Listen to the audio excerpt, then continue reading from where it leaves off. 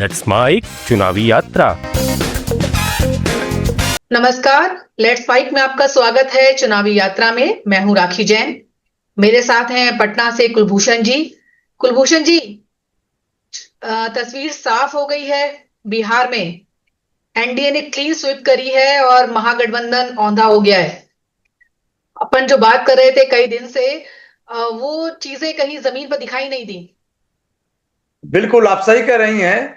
जो हम लोगों ने सोचा था या जो एनालिसिस हम लोगों की थी जी वो कहीं न कहीं बिल्कुल यह कहें कि जो एनालिसिस उस रूप में नहीं दिख सका।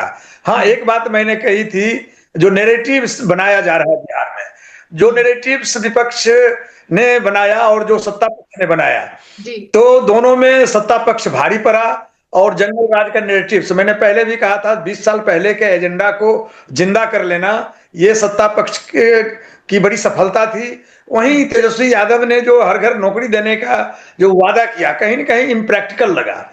लोगों को लगा शायद ये संभव नहीं है। यदि वो संख्या के का हिसाब देते, कहते 40 लाख देंगे, 30 लाख देंगे, या जो जमीनी वैकेंसी है उसकी बात करते, तो हमको लगता है जो शायद वो ज्यादा फिट बैठता। तो कुल मिला के नैरेटिव सेट करने का मामला है। और नैरेटिव सेट करने में जहां विपक्ष फेल हुआ, वहीं हमें याद रखना चाहिए लास्ट मोमेंट में विधानसभा चुनाव के घोषणा के ठीक पहले महिलाओं के अकाउंट में जो जीविका दीदियां हैं, यहाँ जो फाइनेंशियल सपोर्ट करती हैं महिलाओं को, यहाँ गरीब कमजोर वर्ग की महिलाओं को, उन्हें 10-10 हजार रुपये देना, यह कहना कि ये मुफ्त में दे रहे हैं, यह एक बड़ा रोल प्ले कर गया। और हम समझते हैं जो विपक्ष की जो योजनाएं थी, जो उनका प्लानिंग था या जो उनका नैरेटिव था, सब फेल कर गया। ये तो अब विपक्ष भी इसका स्टडी करेंगे। सत्ता पक्ष का तो अचीवमेंट, अभी तो खुशी में झूम रहे हैं, पूरा बिहार उनके रिजल्ट को देख रहे हैं, हम भी देख रहे हैं। और आने वाला समय अब दोनों तैयारी करेंगे, 5 साल बाद फिर मुकाबला होगा दोनों की। जी मैडम। कुलभूषण जी, ये बताएं, जीत किसकी मानते हैं? नैरेटिव की तो बात आपने कर ली, क्या नीतीश कुमार के काम पे मोहर लगी है या मोदी जी के भाषणों पे मोहर लगी है? किसकी जीत मानते हैं? देखिए, नीतीश का काम को आप इग्नोर नहीं कर सकते हैं।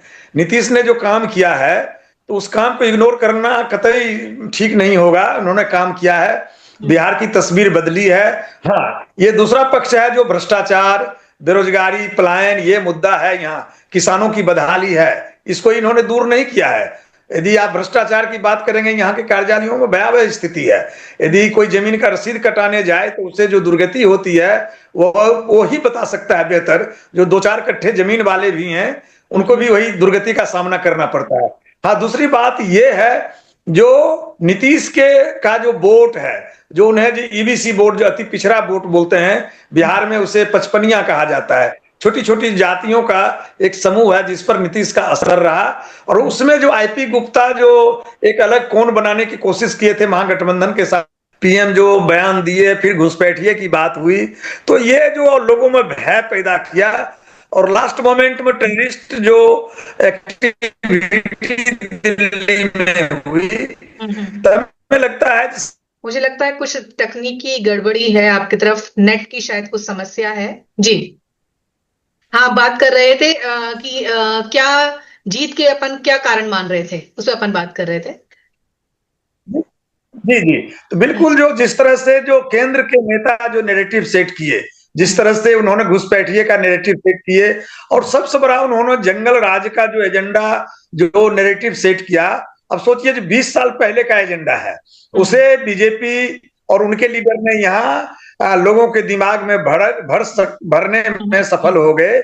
और हमें लगता है यही मूल कारण है जो विपक्ष की हार हुई है यहाँ। विपक्ष किसके सिर पे ठीकरा फोड़ेगा इस बार? विपक्ष को किसके सिर पर फोड़ेंगे? एक दूसरे पर फोड़ेंगे। वो कहेंगे जो मतलब वो सहनी जी के जो सन ऑफ मल्लाह करके जो वीआईपी के नेता हैं, उसके सिर पर फोड़ेंगे, या फिर एक दूसरे के सिर पर फोड़ेंगे। लेकिन हकीकत है, या फिर वोट चोरी के ऊपर, या फिर वोट चोरी के ऊपर। वोट, देखिए, अब हार गए हैं तो तरह तरह की बात करेंगे। वो कहेंगे कि जो मतगणना केंद्र में ट्रक घुसाया गया, वो कहेंगे ईवीएम की गड़बड़ी हुई, वो तरह तरह की बात करेंगे। लेकिन मूल बात यह है, जो ये नैरेटिव सेट करने में फेल कर गए, और उन्हें कहीं न कहीं कोऑर्डिनेशन और जनता के बीच जो संवाद है, उसमें कमी रह गई।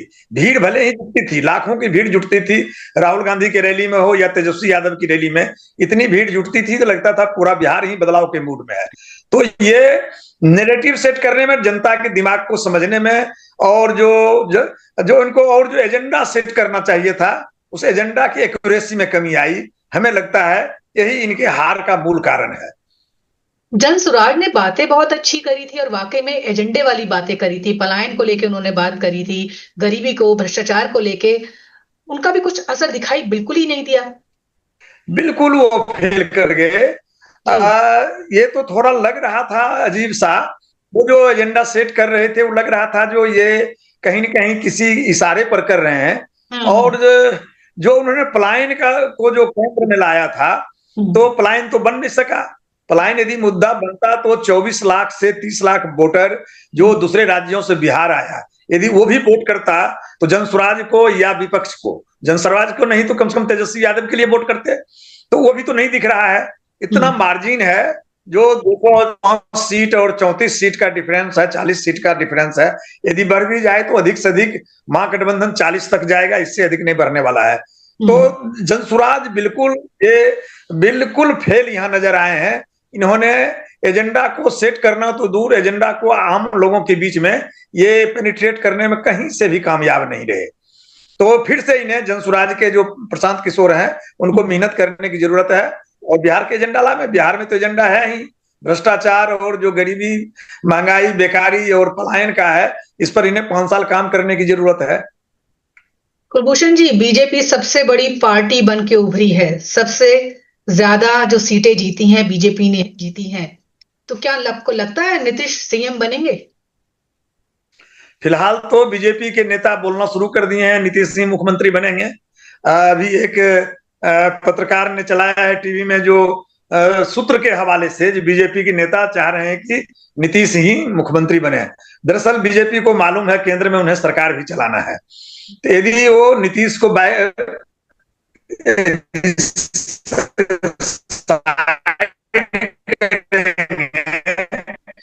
केंद्र की सरकार हिल जाएगी। तो हमें लगता है इतनी वो अभी हिम्मत नहीं करेंगे, और बाद में ये देखा जा सकता है। आ रही है, बड़ी पार्टी है, और बीजेपी छोटी छोटी पार्टियां, जो उपेंद्र कुशवाहा की पार्टी है, और फिर जो जीतन राम मांझी की पार्टी है, 4-4, 5-5 सीट वो लाए हैं, तो सरकार तो बना सकते हैं। लेकिन नीतीश को माइनस करेंगे तो एक तो केंद्र की सत्ता हिल जाएगी, दूसरा अगला चुनाव माइनस नीतीश, या नीतीश का जो एक जो कंसेप्ट है उसके बिना इनकी जीत संभव नहीं है। तो ऐसी गलती बीजेपी को नहीं करनी चाहिए। ऐसे राजनीति में कुछ भी संभव है। कुल मिला के आज जीत का माहौल है। क्यों जीते, कैसे जीते, कोई क्यों हारा, मुझे लगता है ये आरोप प्रत्यारोप के लिए तो अब बहुत समय पड़ा है। आज तो जीत को एंजॉय करना चाहिए। माहौल कैसा है बिहार में, क्या एक्सेप्ट कर पा रहे हैं इस जीत को? देखिए, जो अभी मैं मार्केट से घूम के आया हूँ, यही मैं देखने गया था मार्केट में क्या हाल है। देखा मैं, पूरे जो स्थानीय मार्केट है पूरा खुला हुआ है, लोग गप कर रहे हैं और टीवी से चिपके हुए हैं, कुछ मोबाइल से चिपके हुए हैं। और जो लग रहा था कि जो पटाखे फोड़े जाएंगे या जुलूस निकलेगा, वो कहीं दिख नहीं रहा है। यदि लोग कहते हैं यदि आरजेडी की जीत होती तो लोग इस तरह सड़क पर उतरते, लेकिन जो सत्ता पक्ष की जीत है उसके समर्थन में भी सड़क पर कहीं कुछ दिख नहीं रहा है। लोग जुलूस नहीं निकाल रहे हैं। हाँ, बीजेपी के कार्यालय में भीड़ जुटा है। नीतीश कुमार के जो का रेसिडेंस है वहां उनके नेता पहुंच गए हैं। तो ये तो हम देख रहे हैं, लेकिन सड़कों पर ये उत्साह उल्लास हमें नहीं दिखा कहीं। हो सकता है आज नहीं कल निकालें जुलूस, लेकिन आज तो इस जीत के बाद भी जो आमतौर पर देखा जाता था, बच्चे लड़के मोटरसाइकिल लेकर सड़क पर उतर जाते थे, वो उल्लास नहीं दिख रहा है। हो सकता है समय के साथ ट्रेंड बदला हो, लेकिन उल्लास तो दिखनी चाहिए थी, वो नहीं दिख रहा है। जी राखी जी। उल्लास दिल्ली में ज्यादा दिखाई देगा, क्योंकि मोदी जी शाम को बीजेपी कार्यालय में जश्न मनाएंगे। बिहार के बजाय मुझे लगता है दिल्ली में ज्यादा उत्साह दिखाई देगा इस जीत का। जी बिल्कुल, आप सही कह रही हैं। अभी मैं देख रहा था टीवी भी, और लगातार न्यूज ले रहे थे। बिहार से अधिक प्रेस कॉन्फ्रेंस दिल्ली में और लखनऊ में चल रहा है।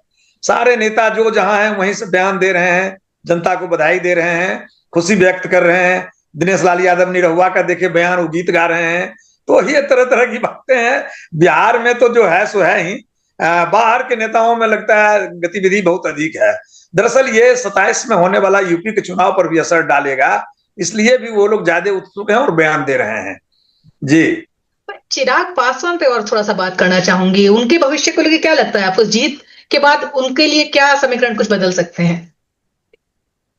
देखिए ये बड़ा प्रश्न है और आपने सही पूछा है। एक चीज जान लीजिए, जो नीतीश कुमार का जो सेहत है, इस सेहत से ये बहुत दिन लंबे चलने वाले नहीं है। इनका एज जिस तरह से है वो लालू के हम उम्र ही हैं, थोड़ा कम उम्र के हैं, लेकिन उनका सेहत यह नहीं है कि लंबी राजनीति वो कर सकें।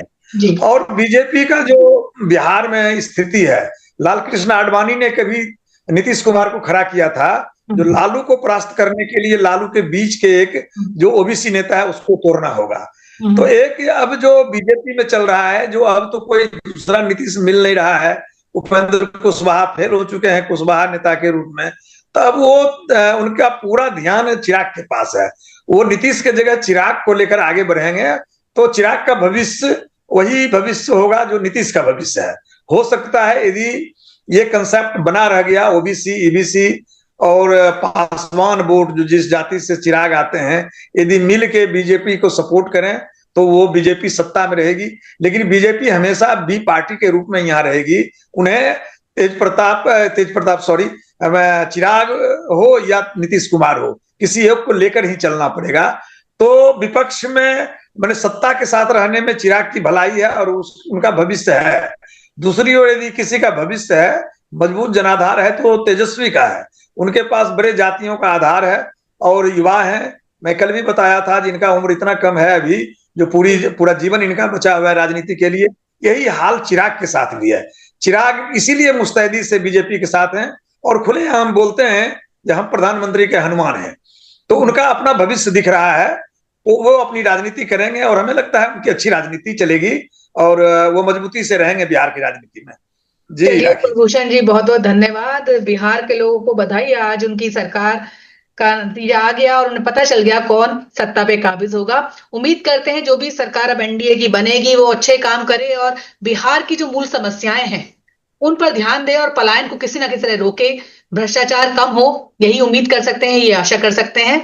तो धन्यवाद आपका जुड़ने के लिए। चुनावी यात्रा में बस इतना ही। नमस्कार। आप सुन रहे थे let's mike more than radio. Follow कीजिए हमें हमारे सोशल मीडिया प्लेटफॉर्म्स पर। It's time for news. It's time for more than radio. Presenting the first radio news app, Let's Mic. Let's Mic, a news-based app on your phone where you get to watch and listen news, talk shows, interviews, radio show podcasts. On Let's Mic, you get all relevant information of TV, print, radio, podcast, and digital. Let's Mic talks about every segment of life.